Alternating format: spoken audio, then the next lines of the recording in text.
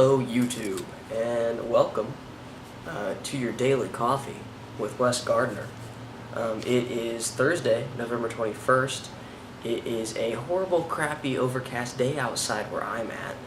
If it's beautiful where you are, don't tell me because I will hate you. Let's jump straight into the news, shall we? Villagers are still stranded in Indonesia after Mount Sinabung has had 2 more eruptions in the past week.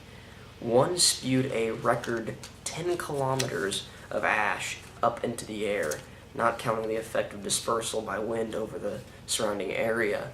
Some families have been evacuated or stranded since September, and thousands have been moved out of their homes in order to get away from the ash that has covered entire villages. The pictures that are up now they look fake. The entire picture is black and white because of this ash. So all of our prayers here at Lowering the Par Productions go out to those affected by this volcanic eruption, and hopefully they get to go home soon. Moving right along into something a little more lighthearted. As you know, since it is Thursday, November 21st, the Xbox One launches tomorrow, and I am personally working the midnight release at a game store that shall not be named, but you can probably figure out what it is. And I was thinking, since, the PlayStation 4 had an excellent story regarding Pornhub and all that deliciousness, I was thinking surely I can give the Xbox One a little bit of lovin'. And I was looking around, and you know what? Microsoft never fails to disappoint when it comes to news that is just I don't even. According to Fast Company Designs, Mark Wilson, by way of Prison Planet Live, who the link to the video in question is down below, the Xbox Kinect sensor is now so powerful, and there is no way to put this any more eloquently, given the situation. It can detect your dong.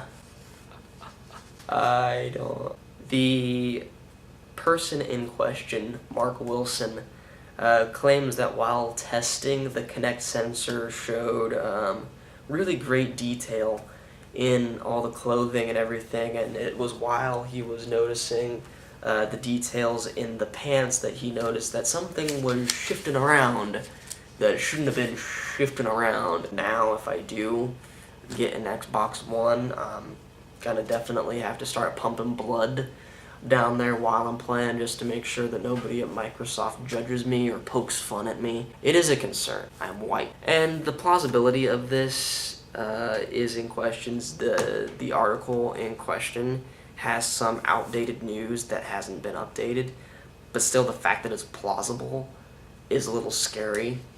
And the fact that, hey, maybe it's just one more way for the NSA to start looking at the goodies. You're welcome, Obama. Alright, and in the last bit of funny, weird, why does this exist news, this last story comes by way of Blake Freeman and his friend Leroy Tessina, as they go around what is presumed to be America. The Huffington Post article that I looked at didn't mention it so much, but it is for a documentary called Journey to Planet Sanity, which is set to premiere December 6th. In this particular story, they meet one S.S. Singh, who is reportedly a Scatomancer.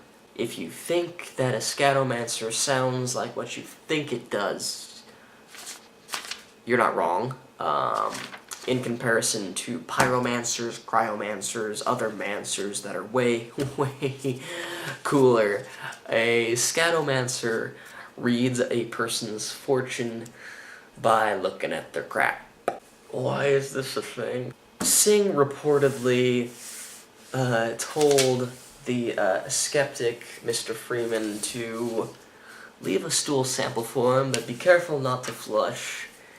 And then he puts it into a nice bowl, sets it down, starts doing the whole incantation-y thingy, waving around incense, which personally I feel is more for the aroma than the appearance, but what do I know? I'm not a professional scatomancer. Sing then proceeds to look, smell, and feel your poo, and some fantastic quotes follow.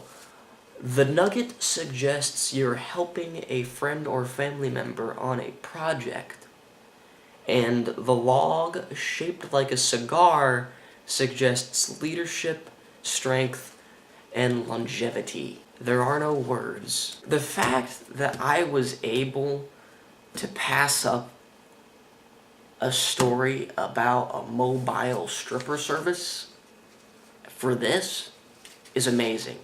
And yeah, I passed up a story about a bunch of strippers in a van with benches where the dudes sit next to a high-strength stripper pole, and I had jokes written about what if they hit a pothole, and it was gold. And then I saw this literal shit. So you're welcome. And in something that isn't, well, it is funny, if we're completely honest, but in more stupid criminal news, we have a burglar suspects in Texas arrested a whopping 15 minutes after posting a taunt on the police department's Facebook page. Maybe it's because I'm not a criminal mastermind the likes of Damien or Rolando Lozano, but maybe you shouldn't be posting taunts to the police department's Facebook page. Apparently, after one of the two was caught, the police posted a picture of the second. The second, I believe it was Rolando, saw the picture on their Facebook page and posted a taunt on that immediately, basically saying to the effect of, "I dare you to catch me, motherfuckers." 15 minutes later, thanks to the help of locals recognizing the guy, they caught him and then posted a Facebook immediately after it, which is hilarious. And you know, it's important to have a good story regarding the police department every once in a while. This is now the part of the show where we get a little more serious. So again, I apologize, but it is time to move on to our serious topic of the hour. In recent news, you might have heard about the Rebecca Sedgwick suicide in Lakeland, Florida. Rebecca Sedgwick was a middle school student at Crystal Lake Middle School in Lakeland, Florida, who committed suicide after a group of 15 girls reportedly tormented her. Two in particular, one of which cannot be named because she is a 12-year-old minor, the other being Guadalupe Shaw, who is now 14 years of age, recently had charges dropped against her for stalking and cyberbullying. She was arrested earlier in November after Rebecca Sedgwick's suicide on September 10th. It's no real coincidence, I think, that Jose Baez, and I'm probably horribly mispronouncing that, but what are you going to do? The defending attorney for Casey Anthony was the attorney for these two upstanding citizens. Both suspects are reportedly to receive counseling to ensure that they never bully again. Well, we should hope not. That would be, you know, an awful misunderstanding of bullying as a whole. And the juvie client says that I'm sorry, but I'm also a victim because my picture has been posted, and people have rightfully called me out for being an asshole. I'm sorry, but if we can quickly derail this to share personal thoughts, if you're involved in the suicide of another person because you were a bullying fuck, and you dare try to say that you are a victim, screw yourself. You're not a victim. You're a spoiled brat. To share one of the most amazing quotes from the defending lawyer in question, all parties are just trying to turn this into something positive. Yes, Mr. Baez, that's why a girl is dead. because people are trying to turn this into something positive. Guadalupe was arrested after a Twitter posted, and again, this is another great example of stupid criminals posting things to social media. Stop doing it. You're gonna get caught, you idiots. The Twitter in question says, yes, I know I bullied Rebecca and she killed herself, but I don't give a fuck. Yeah, that seems just like something that someone innocent would post. And as was earlier mentioned, both of these ladies were part of a group of 15 girls who were tormenting Rebecca. Several students at Crystal Lake corroborate stories of various offenses, of fights being started, of slurs being thrown out there, of insults being thrown in Rebecca's face. And most of Rebecca's friends at Crystal Lake abandoned her to avoid getting bullied themselves for daring to be caught around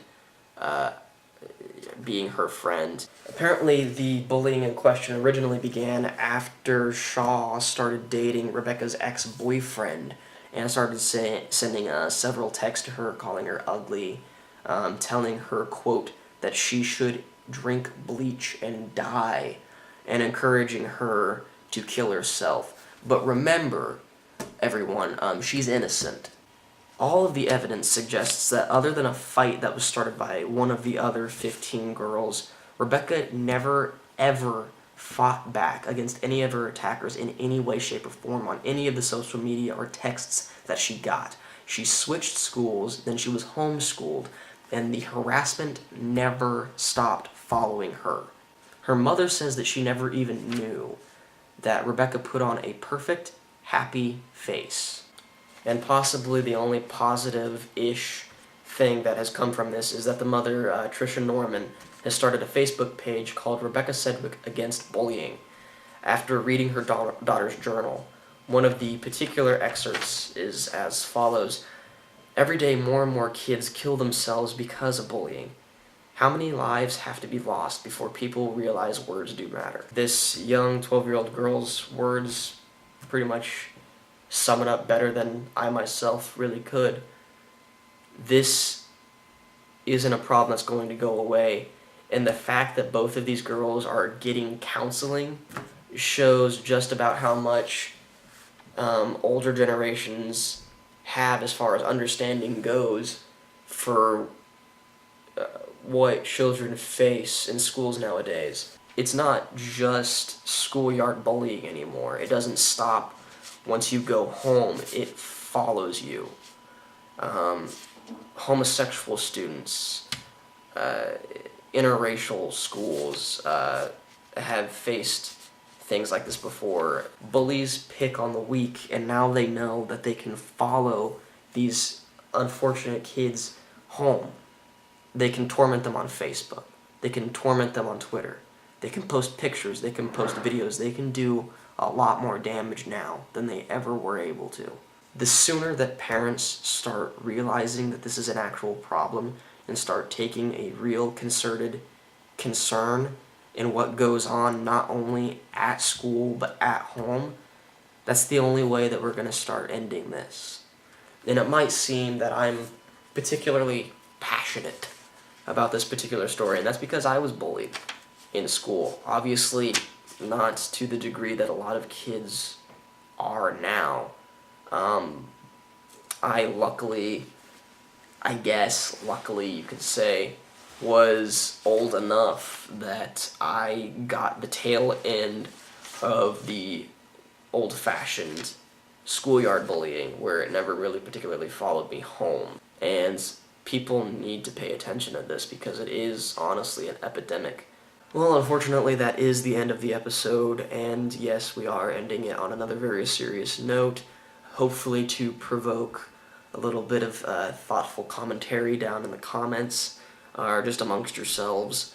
I do, again, always thank everyone for watching and showing their support, and hopefully the rest of your day is fantastic, and do remember that I love you, and worship your face. And this has been Wes Gardner with your Daily Coffee. Goodbye.